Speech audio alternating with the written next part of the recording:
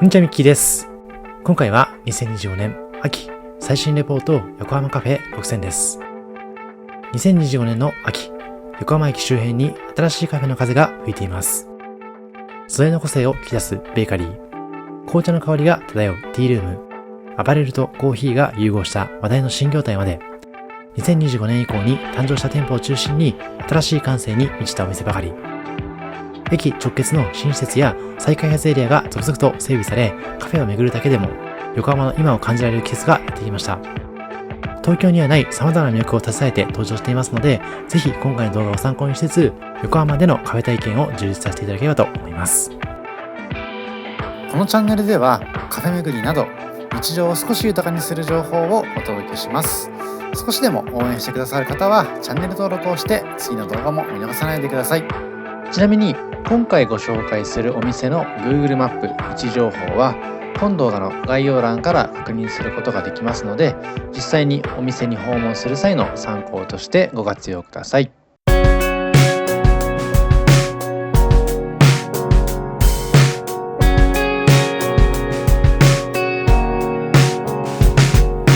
まずはじめにご紹介しますのは、2025年7月に誕生しましたフラワー&ウォーター横浜。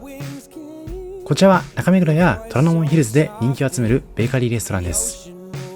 横浜駅北西口から徒歩3分、通り沿いに現れますガラス張りの明るい外観とパンの香ばしい香りが漂うお店です。朝の時間帯から行列ができるほどの人気店。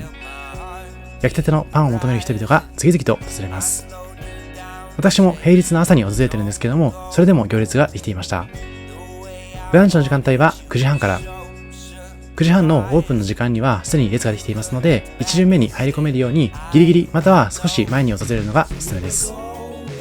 その1巡目を逃してしまうと次に入店できるのは1時間後だったりしますので、その点は事前にチェックしていただいて、特に天気がいい日には10分前など早めのご訪問をお勧めしています。店内に足を踏み入れますと、ドライフラワーやアンティーク調の家具が並びまして、ナチュラルで落ち着いた空間が広がります。木のぬくもりを感じるテーブルと柔らかな照明が心地よく、パンの香りに包まれながらゆっくりと過ごせるような雰囲気です。カウンター席、テーブル席ともにゆとりのある配置で、一人でも友人とでもくつろげるようなデザインになっています。さて、店名のフラワー&ウォーターは小麦粉と水を意味しまして、シンプルな素材から生まれる無限の可能性を大切にするという思いが込められています。毎朝店内のオーブンで焼き上げるスタイルは開業当初から変わらないこだわりの象徴です。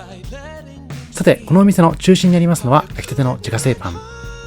小麦粉と水だけで生地の旨味を引き出す独自の製法で、外は香ばしく中はしっとりとした食感を生み出しています。看板メニューの高加水食パン100は水分量 100% という独自製法でふわふわもちもちの食感が特徴。実は過去に立川でご紹介しています100ベーカリーさんの系列になっています。他にもフランス産発酵バターを使った天使のクロワッサンや具材をたっぷり乗せたフォカッチャ、塩気の効いた塩パンなど個性豊かなパンが並びます。そんなパン以外に料理としてはイタリアンベースにした創作メニューが充実。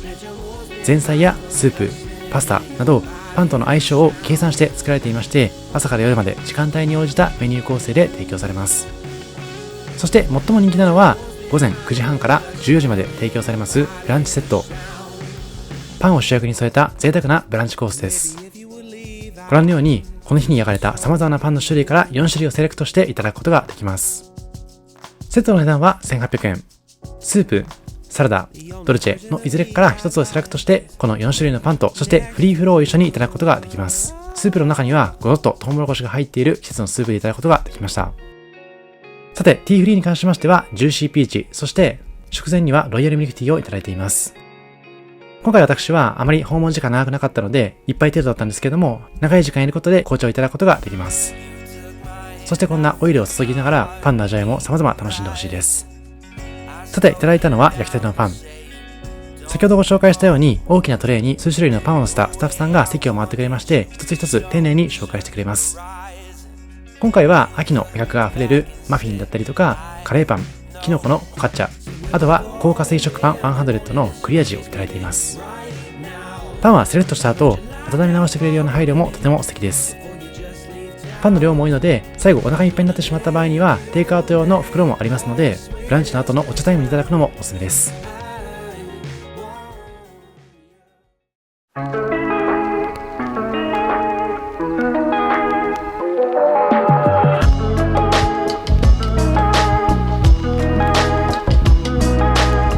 続いては同じく JR 横浜駅の西口から徒歩2分にあります横浜モアーズ2階のスターバックスコーヒー横浜モアーズ店。今回の訪問の目的はファッションブランドビームスとのコラボ店舗です。この横浜モアーズの1階そして2階はビームスの店舗が広がっていますので、ファッション好きな方は必見。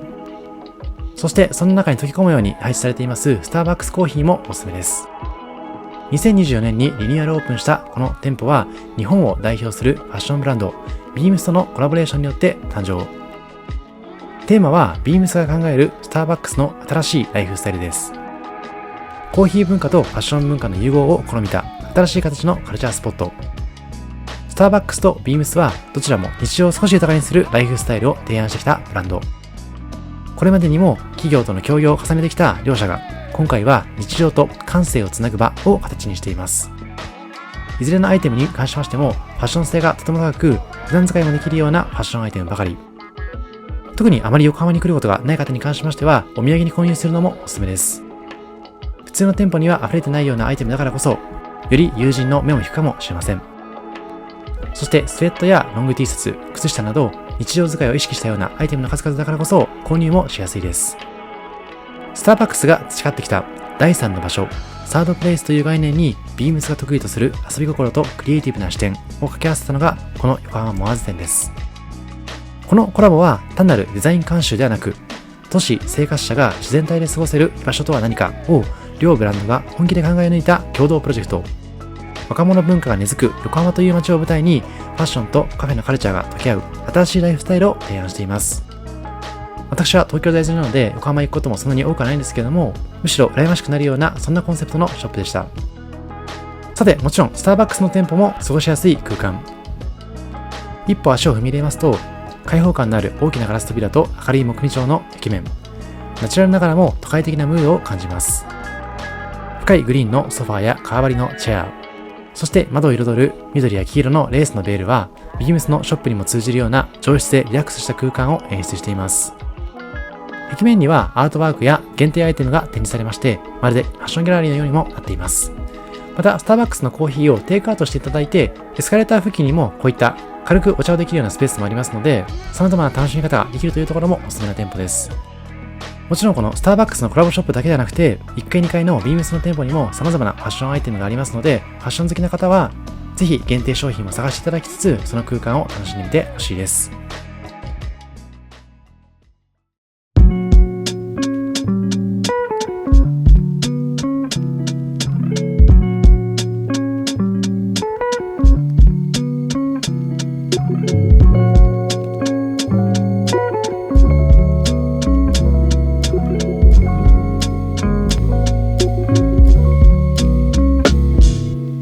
続いては同じく横浜モアーズの3階にありますマーファカフェ。実はこちらの店舗、最近ご紹介しましたニューマン高輪の中にありますトゥーストゥースの系列とのことです。アメリカ西海岸とメキシコの文化や現代アート要素が融合したリラックスできる雰囲気のカフェ。2013年7月にオープンしてから実に10年以上もの間、横浜っ子に親しまれているようです。白い壁にマグカップとコーヒービーンズのロゴ、そして温かい雰囲気の空間がお出迎えしてくれます。店名のマーファと言いますのはテキサス州マーファ。そんなマーファをイメージした店内はキラキラと光る幾何学型の吊り照明や鮮やかな色彩が特徴のメキシコのファブリックが置かれたソファーなど、様々な場所で異国を感じることができるインテリアで、一歩足を踏み入れただけで海外のカフェに来たような錯覚に陥ります。シェフは世界の美味しいものマニア。テキサス×メキシコ料理をベースにしたテックスメックス料理で、シェフのお気に入りのソースやオイル、ハーブ等を用い、エスニック、ハワイアン、ジャパニーズ、イタリアンまで、まさにボーダレスにミックスした料理を届けてくれます。フード類は軽食、がっつり系、スイーツ系まで全てをカバーしていまして、どんなシチュエーションでも使えるようなカフェです。メニューの一例としまして、マーファカフェらしさを感じたい方は、メキシコで有名なケイジャンの香りが食欲をそそるケイジャンビーフライスプレートだったりとか、バターたっぷりで焼き上げた全粒粉パンと甘じょっぱい具材が魅力のツナと焼きリンゴのチーズメルトサンドがおすすめです。他にも季節限定メニューなんかの提供もありますので、ぜひ訪れた時に気になるメニューをご注文いただきたいです。ドリンクはコーヒーやティー、フルーツジュースやハーブティーなど幅広く取り揃えております。また、ビールやカクテルなどのアルコールメニューもありますので、エスニックなディナーも楽しむことができます。そして、マーファカフェではお食事だけでなくて、スイーツも好評。特にパンケーキがふわふわでおすすめになっていますので、カフェタイムに訪れる際には、そういったパンケーキとドリンクを楽しむのがおすすめです。もちろん、ハンバーガーなどのランチメニューも充実していますので、ボリュームたっぷりいただきたい方にもおすすめ。そんな日常の幅広いシーンで使えるような、そんなお店です。今回ご紹介するメニューは、紅はるかと紫芋のブリュレパンケーキ。10月31日までの限定商品となっていまして、この動画が公開される頃には、すでに提供が終わってしまっているかと思うんですけども、昨年の冬にはクリスマス限定のパンケーキの提供もありましたので、もしかしたら今年もそんな限定メニューの提供があるかもしれません。最新の情報に関しましては、インスタグラムでもお届けしていますので、季節系のメニューを見逃したくない方は、インスタグラムのフォローもお忘れないようにしてください。さて、今回は参考程度にこちらの紫芋のブリュレパンケーキをご紹介。ホットコーヒーはセットでいただいて少しお得になっています。パンケーキはふんわり軽くしっとりと焼き上げた一品。今回の季節限定メニューはブリュレした紫芋クリーム、そして紅はるかを使ったモンブランが贅沢にトッピングされ、まさに秋を楽しんでいるという感覚でした。紅はるかと紫芋、2種類のさつまいもを使った芋尽くしな構成にキャラメルソースのほろ苦さや大学芋のホクホク感が加わりまして、一口ごとに違った出会いを楽しむことができました。また甘いパンケーキに対してスッキリめのコーヒーもとてもマッチしました。今までも様々な秋限定メニューいただいてるんですけども、こちらのパンケーキ一皿だけでも様々な秋の味覚が集まっていまして、満足感がとても高かったです。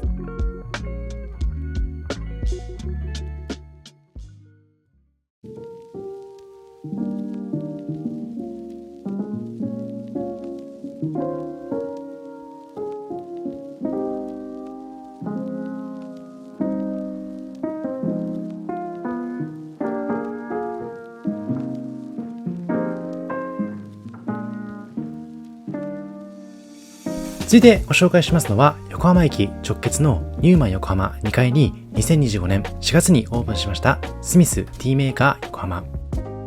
アメリカ・ポートランド生まれのスペシャルティーティーブランドスミスティーメーカーの日本2号店です。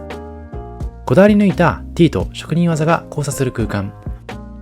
ブランドがかけるエクセプショナルティーエクスペリエンシーズを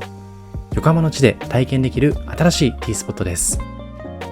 私もたまたま YouTube で小成社長の動画を見ていた時に、スミスティーメーカーは紅茶好きの中でも特にお勧めできるような極上の一杯で、本当に紅茶にこだわり抜いた紅茶オタクのスティーブン・スミスさんの紅茶として愛飲しているとのことだったので、とても気になっていたお店でもあります。創業者は今ちらっと触れたような世界的ティーメーカーのスティーブン・スミス。なんとスターバックスのチャイ開発にも携わった人物です。代表作でありますナンバー33マサラチャイは、アッサム紅茶にジンジャー、シナモン、クローブなどを贅沢にブレンドしたスパイスティー。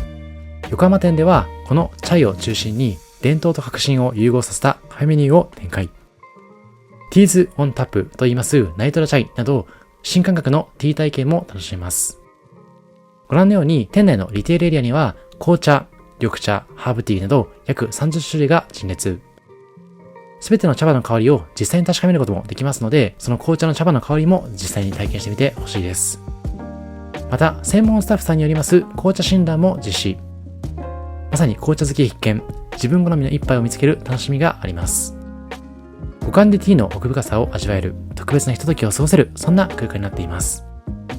また、わずかながら開発スペースも併設。全部で14席であるため、限られてはいるんですけれども、もし埋まっている場合にはテイクアウトでもいただいてみてほしいです。さて、店内で印象的なのはレンガ。レンガは愛知県三州地域の土を使い、常滑焼の窯元で成形されたオリジナル品。ブランドカラーのグリーンをアクセントに、アメリカ・ミネソタ州の職人によりますウッドファーニチャーがぬくもりを与えます。ものづくりの心を随所に感じるような上質な空間です。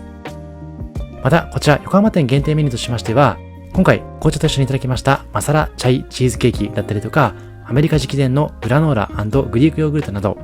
ティーとの相性を考え抜いたスイーツも揃っています。さて、そんな数々のメニューからこの日はシグネチャー3種フライトというメニューとマサラチャイレアチーズケーキをいただいています。まずはシグネチャー3種フライト。3種類の代表的なティーブレンドを少量ずつ楽しめるようなセット。この日は左から39番のフェズ、55番のロードベルガモット、67番のメドウというブレンドをいただいています。それぞれ産地も異なっていまして、見た目の通り色合いも様々。一番右のメドウはエジプト産、真ん中のロードベルガモットはイタリア産、そして左側のフェズに関しましては中国産のお茶になっていました。また、そんな詳しい説明に関しましては説明のカードもついていますので、紅茶をたしなみながら知識をつけることができるようなそんな空間になっています。加えてもう一ついただきましたのはマサラチャイレアチーズケーキ。ほろ苦いココアビスケットとスパイスの香りが絶妙なバランスで調和する特製スイーツになっていました。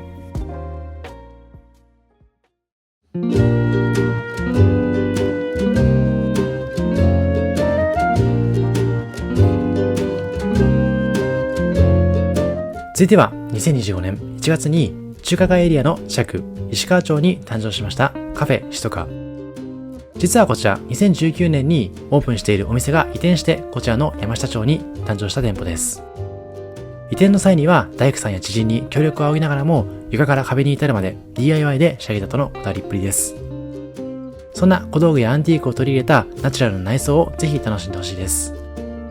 お店の中の撮影に関しましては動画は控えめかつ席の移動はなしで撮ってほしいとのことだったので、今回はそのルールに準じまして控えめなスライドショー形式でご紹介していきます。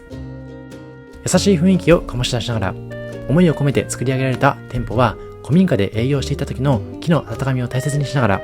大きな窓からたっぷりの光が差し込むような空間になっています。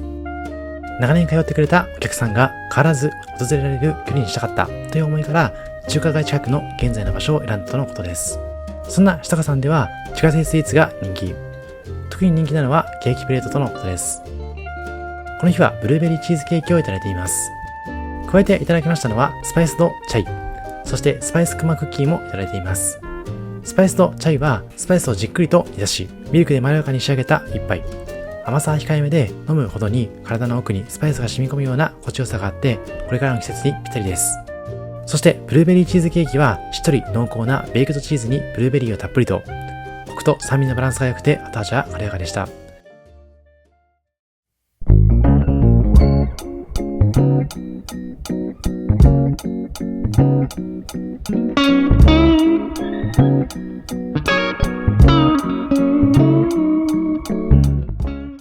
続いてご紹介しますのは馬車道駅から徒歩3分の B スイーツカフェ横浜。港横浜の風とともに優しさを味わえるそんな空間です。こちらは2025年の1月に誕生したばかりのクラシカルで温かみのあるカフェ。昭和初期のバンコク橋ビルディングを復元した建物の1階にありまして、バンコク橋や港未来の風景を眺めながら静かで豊かな時間を過ごすことができます。このカフェで楽しめるのは 100% プラントベースかつグルテンフリーのスイーツとフード。アレルギーや食事制限のある方にも気兼ねなく楽しんでみてほしいという思いから誕生したウェルネスカフェです。甘いものを気持ちよく楽しみたい人にも自由で優しい選択肢を届けてくれます。店内は天井高4メートルの開放的な空間、木のぬくもりと植物のグリーンに包まれたナチュラルで落ち着いた空間が流れています。窓際のカウンター席や運河沿いのテラス席では一人でも友人と一緒でも心地の良い時間が流れていきます。イラストレーターであります長島桃さんのアートも飾られていてポップで遊び心のある空間演出も魅力的です。注目は先ほども申し上げました植物性素材と国産の原料を中心に使ったスイーツと料理。九州産業大学と共同開発したプラントベースのホイップクリームは軽やかな口当たりとしっかりとしたコクを両立。アーモンド、メイプルドーナツにホイップとイチゴを乗せたショートケーキや豆乳と米粉で作られたどら焼き、抹茶やチョコミントのグレーズドーナツ、テリーヌショコラ、ソフトクリームなどラインナップも豊富です。見た目も華やかなのでテイクアウトして手土産にするのもいいかもしれません。そしてイートインでのメニューとしましては朝は米粉のバゲットとおからサラダを組み合わせたモーニングプレート、ランチには大豆ミートのトマトハンバーグやトリュフ風味のビーガンチーズ入りバーガーなど、動物性原料を使わずに仕上げた満足感の高い料理が並びます。さて、この日は9月からの新メニュー、抹茶クレーププレートと豆乳と米粉で作られたどら焼き、レモンのグレーズドーナツを注文しています。またドリンクとしましてはアイスカフェラテとデーツラテをいただいています。そして左手から映していますのはレモンのグレーズドーナツ。小麦粉を一切使用せず、米粉をベースに仕上げたグルテンフリーのドーナツです。ふんわりと軽やかな生地でしっとりとした食感になっていました。さて戻りまして、こちらは抹茶スイーツプレート。この抹茶クレープの米粉を使った生地はとてももちもちとしていまして、生地もちょうどいい分厚さ、軽やかな味わいで食べやすくいただくことができました。アイスカフェラテに関しましてはとても量が多くて、このカフェでいただいた後にテイクアウトしてこの横浜の街を歩きながらいただくのもおすすめです。そしてもう一つ、こちらはどら焼きのあんクリーム。ふんわりとした生地はお米ならではの優しい甘みと香ばしさが感じられました。中には程よい甘さの粒あんと植物性素材を使ったクリーム、あんこをたっぷりサンド。軽やかでコクのあるクリームがあんこの深い味わいを引き立てていました。さて、こちらは別の日にモーニングとして訪れた時の様子をお届けします。この日はチーズバゲットプレートとカフェラテをモーニングで注文。米粉のバゲットは香ばしく軽やかな食感。そこに合わせたビーガンチーズは植物性とは思えないほどのコクがあり、パンやサラダとの相性も抜群でした。胃に優しく、それでいて満たされるちょうどいいようなランチでした。カフェラテは豆乳ベースで優しい甘みと香ばしさがふわっと広がる一品。ぜひそんなドリンクとこだわりのフードメニュー楽しんでみてほしいです。さて、横浜特集はここまで。アフタートークでは個人的に参考にしている Google の口コミ、なぜその口コミを採用しているのかという点もお伝えしていければと思います。その前にラップアップ。今回は横浜駅を中心にご紹介してきました。もちろん港未来周辺もおすすめですけれども、横浜駅で買い物をした後、そして買い物をする前に訪れたいような注目点をいくつかご紹介してきました。特に冒頭でご紹介しましたフラワー&ウォーターに関しましては、朝から並ぶ必要がありますので、ぜひそういった情報も改めて見ていただいて、確実に楽しんでみてほしいです。もちろん2枚目にご紹介したスターバックスとビームスのコラボ店も必見です。さて、ここからはアフタートーク。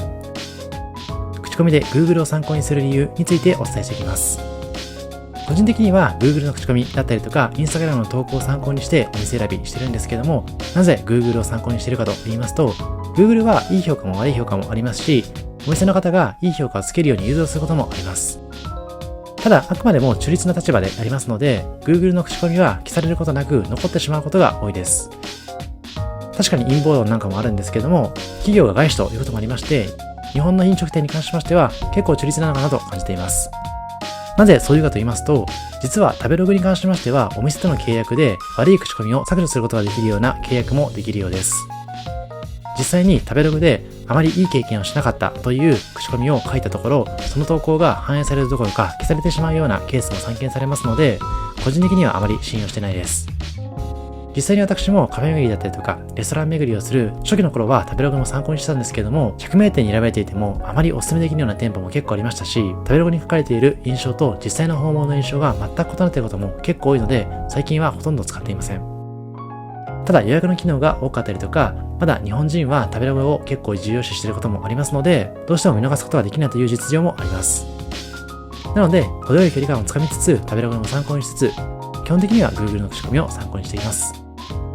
もちろん Instagram も参考にしているので、幅広い情報の中から厳選して、そして自分で足を運んで実際に体験した情報をもとにこの動画ではお届けしています。皆さんも口コミの確認方法などありましたら、ぜひコメント欄の方で教えてください。以上、ミッキーでした。ありがとうございました。